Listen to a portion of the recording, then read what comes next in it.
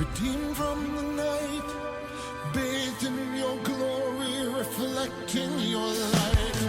Oh, what a beautiful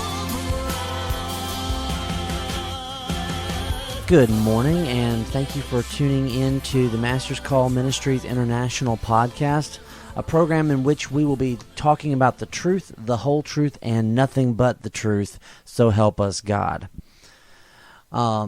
This is our third podcast in this series on a beautiful marriage, and just in case you haven't been able to listen to the previous couple of messages, I'm just going to briefly summarize them. In the first message, we kind of talked about our approach to the Bible, the fact that we don't need to come to the Bible with our own preconceived ideas, the fact that we don't need to have some kind of theological prejudice. We need to come to the Bible and see what is God's picture. And even though we might have believed something for years one way, that doesn't give us an excuse to not look at the Bible afresh. God has a particular picture in mind for the Scriptures, and we need to go by what God's picture is and what God wants us to see.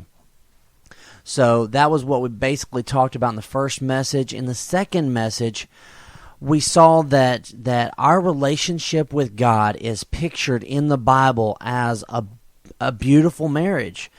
We looked at Ephesians chapter 5, 25 through 32, and we were able to compare that with the book of Esther, talking about how Christ wants to purify us and set us apart for that relationship with Him.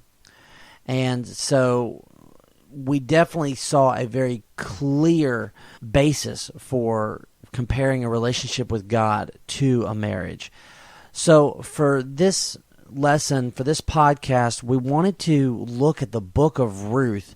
And I have my wife here with me today, and she's going to be kind of helping me out and adding in some ideas here and there. And her name is Rebecca. And hello, everyone. That was Rebecca. So, we're going to be studying the book of Ruth, and if you've never read the book of Ruth, it's a great, great love story. It's just an amazing story. I really encourage you to read it, and we're going to be looking at that.